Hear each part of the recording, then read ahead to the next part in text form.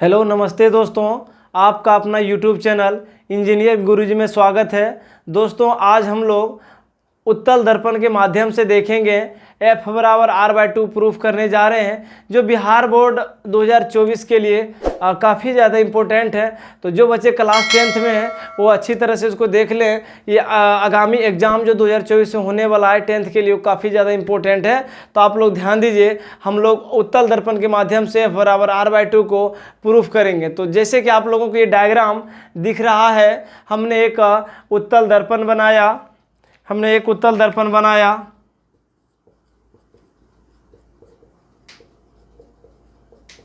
ये उत्तल दर्पण है, इसका PC मुख्य अक्ष है और ये F फोकस बिंदु है, C वक्रता केंद्र है। तो ध्यान दीजिए, इसमें AB मुख्य अक्ष के समांतर आती प्रकाश की किरणें जो दर्पण के बिंदु B से टकरा करके और ये लौट करके चली जाती है। हमने BE को एक नॉर्मल डाल दिया, तो ये कोण आपका DBE बराबर ABE होगा, क्योंकि ये परावर्तन के नियम से कोण I बराबर कोण R होता है। अब हम लोग देखें, जब लंब डाले थे, जब BE लंब खींचे थे, तो ये प्रकाश की किरणें वक्रता केंद्र की दिशा में जा रही थी।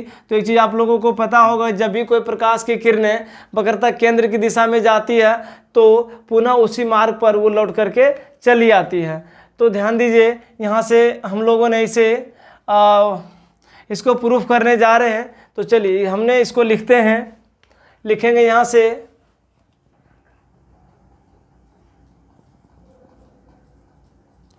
माना MN एक उत्तल दर्पण है,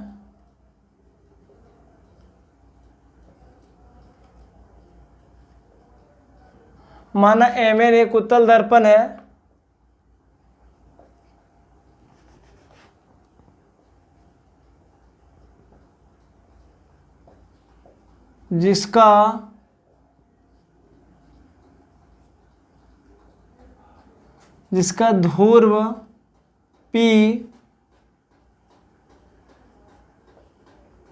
वक्रता केंद्र C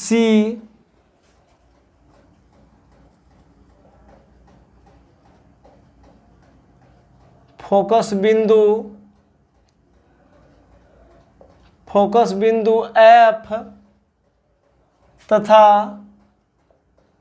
ध्रुव तो लिख दिए है ना। अब जिसका ध्रुव P वक्रता केंद्र C तथा फोकस दूरी F है ना, तथा मुख्य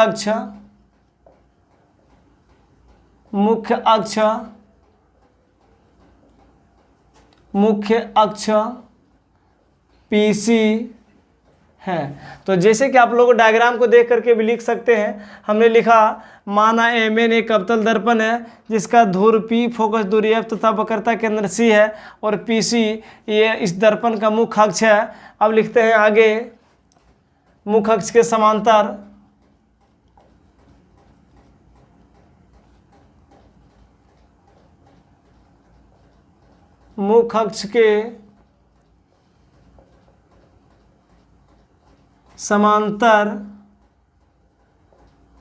आती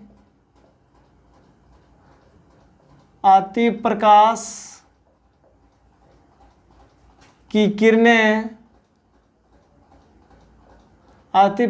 की किरणें AB दर्पण के बिंदु B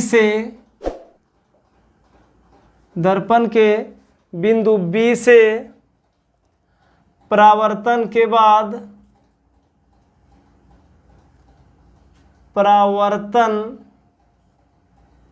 के बाद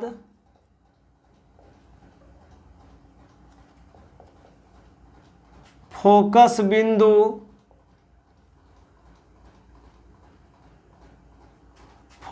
बिंदु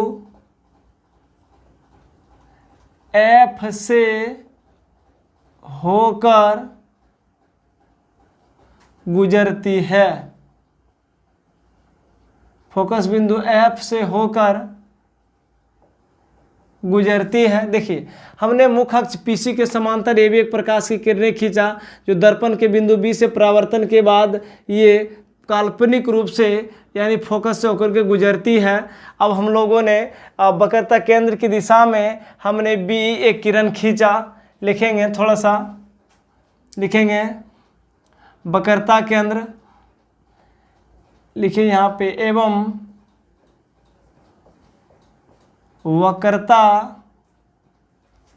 वक्रता केंद्र C के दिशा में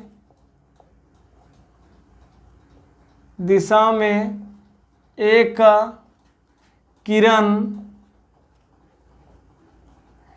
किरण BE खींचा जो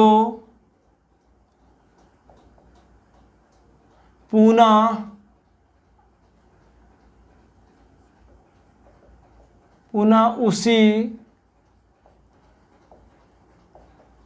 पथ पर लौट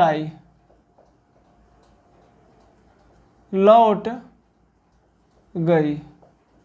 चलिए अब हम लोग देखेंगे कि परावर्तन के नियम से कोण ABE बराबर DBE होगा। तो लिखेंगे यहाँ से एंगल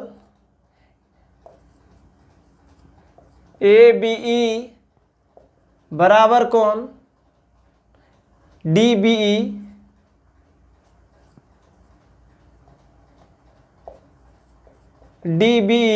ये दोनों कोण आपस में बराबर होगा, क्योंकि परावर्तन के नियम से आप लोग जानते हैं कि अगर कोई समतल सतह पर जब कोई प्रकाश की किरणें पड़ती है तो टकराने के बाद अगर हमने इसको नॉर्मल डाला अभिलंब, तो जो अभिलंब होती है और ये आपतित किरण और अभिलंब के बीच बने कोण को आपतन कोण, परावर्तित किरण और अभिलंब के बीच बना कोण को परावर्तन कोण के नाम से जानते हैं। और ये प्रकाश के परावर्तन के नियम से कोण I और कोण R आपस में बराबर होती है। ये चीज़ आप लोगों को पिछले लेक्चर में भी हम बता चुके थे।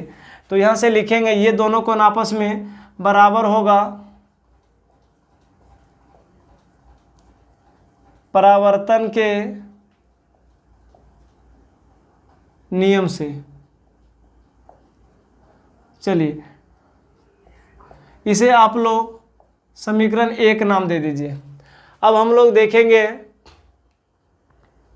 एंगल, इसको लिख सकते हैं कोण I बराबर कोण R। लिखेंगे यहाँ से एंगल DBE, ध्यान दीजिएगा, कोण DBE और बराबर कोण CBF, क्योंकि ध्यान दीजिएगा DBE ये वाला कोण, ये वाला एंगल, और CBF ये वाला कोण, ये दोनों कोण आपस में सम्मुख कोण से आपस में बराबर होगा। क्योंकि एक चीज़ आप लोग ध्यान दीजिएगा कि जब देखिए ये आपका AB और PC ये दोनों आपका पैरेलल लाइन है, ये दोनों समांतर रेखा है। जब समांतर रेखा को अगर ये कोई तिर्यक छेदी रेखा काटे, कोई तिर्यक छेदी रेखा मान लिया जाए EB काट रही है, तो ये दोनों है ना इस तरह से जो कोण बनता है इस तरह से, तो जो आमने सामने का कोण होता है वो समूह कोण आपस में बराबर होती है। या कोई भी रेखा इस तरह से अगर काटती है तो मान लीजिए कि ये दोनों आमने सामने का कोण समूह कोण से आपस में बराबर होती है, और ये दोनों भी कोण आपस में क्या होगी, बराबर होगी, ये समूह कोण से बराबर होती है।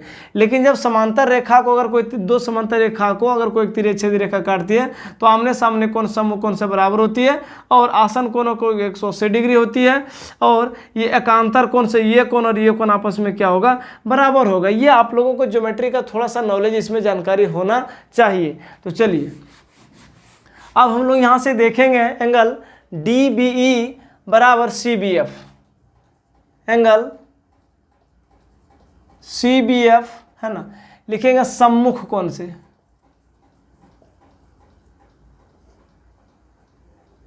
सम्मुख कोण से।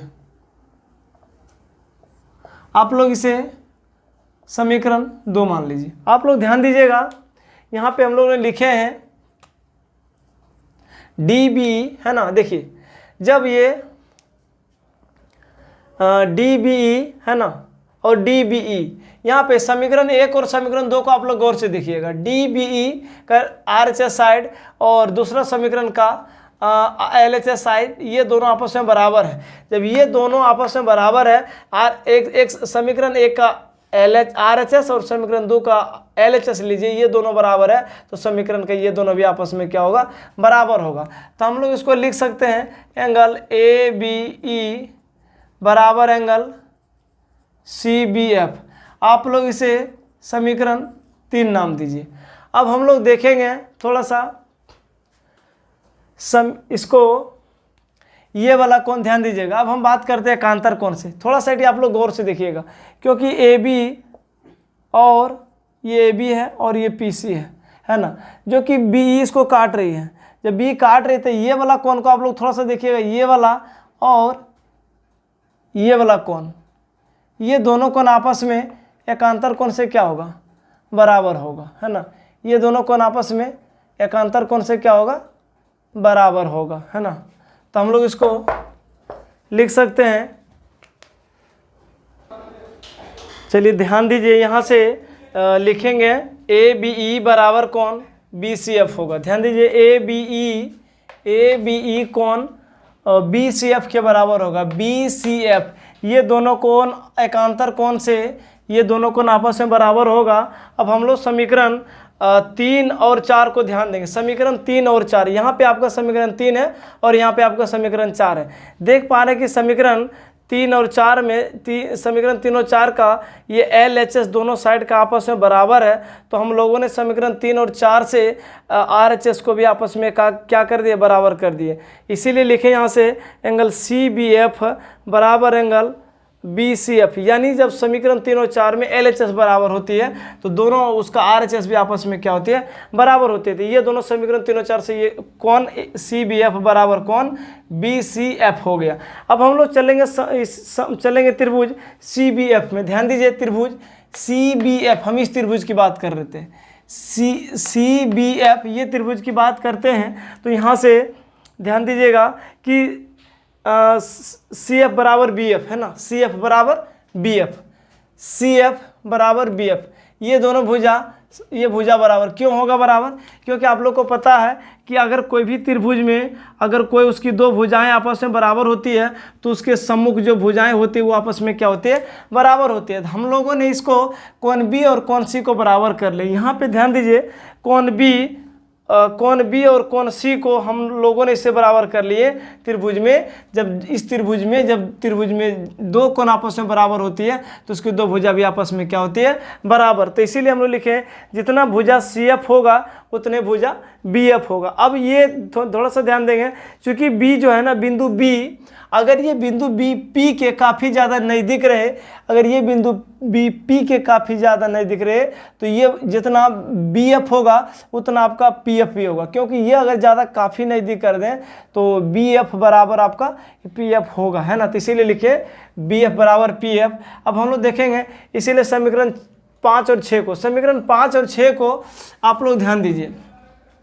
समीकरण 5 है ना, समीकरण 5 और 6 को ध्यान दीजिए। समीकरण 5 में CF बराबर BF लिखा है और समीकरण 6 में PF बराबर BF। तो ध्यान दीजिएगा कि समीकरण 5 का RHS और समीकरण 6 का RHS, ये दोनों का RHS आपस में बराबर हो तो इसका LHS भी आपस में क्या होगा, बराबर होगा। तो हम लोग इसको लिख सकते हैं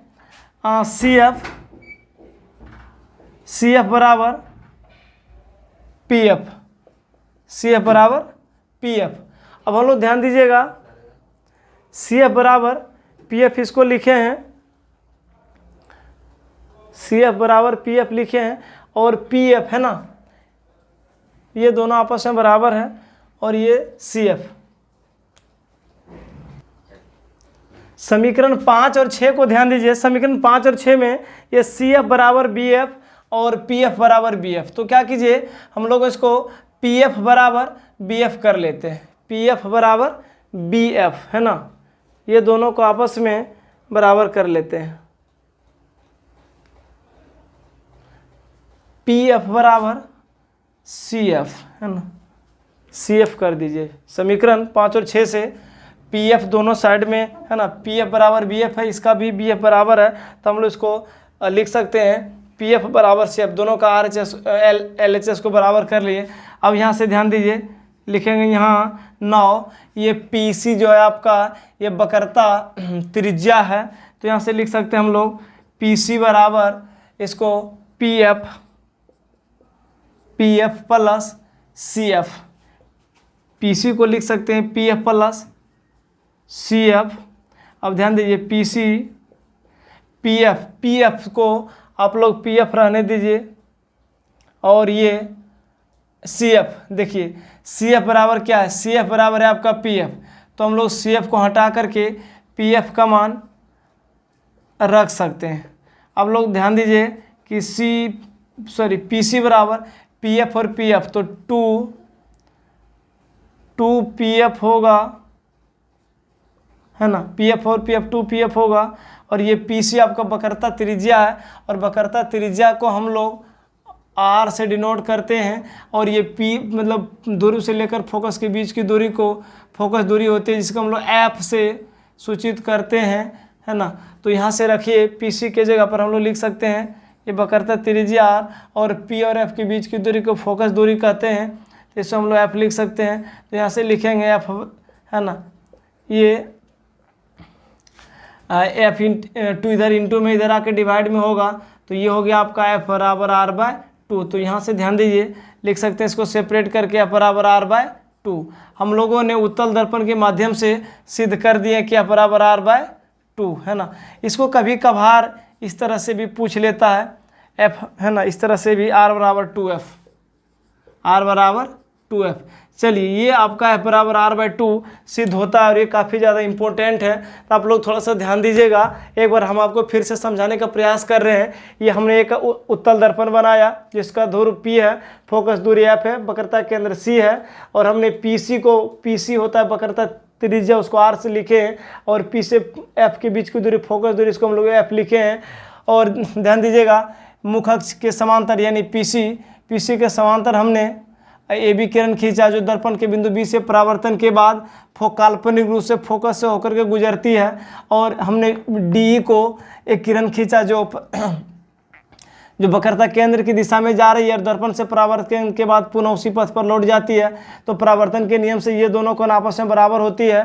तो ध्यान दीजिएगा यहाँ से कोण ए बी ई बराबर डी बी परावर्तन के नियम से होता है बराबर, इसको हम लोगों ने समीकरण 1 माना। और तो कोण आई बराबर कोण आर, यही बात है परावर्तन के नियम से। अब यहाँ से लिखें डी बी ई बराबर सी बी एफ। ध्यान दीजिएगा डी बी ई बराबर सी बी एफ, यानी ये वाला कोण और ये वाला कोण दोनों आपस में बराबर हो गया समूह कोण से। तो जब ये दोनों बराबर हो गया तो हम लोग ने इसको बराबर कर लिए ए बी ई, है ना, इसका ये दो बराबर है डी बी ई। देखिए दोनों समीकरण ये दोनों बराबर है, तो हम लोग ने इसको भी बराबर कर लिया ए बी ई बराबर सी बी एफ, फिर इसको हम लोग ने समीकरण 3 मान लिया। अब ध्यान दीजिएगा कि ए बी समांतर पी सी, यानी ए बी जो मुख अक्ष खींचे, ए बी जो समांतर किरण खींचे हैं, मुख अक्ष के समांतर खींचे, तो वही लिखे ए बी समांतर हो गया पी सी, जो ई सी उसे काटती है। अब हम लोग देखेंगे ए बी ई बराबर बी सी एफ, है ना, ए बी ई, है ना, ए बी ई यानी ये कोण, और सी बी सी एफ, है ना, बी सी एफ यानी ये वाला कोण, ये दोनों कोण आपस में एकांतर कोण से बराबर होती है। अब हम लोग समीकरण 3 और 4 से देखे हैं।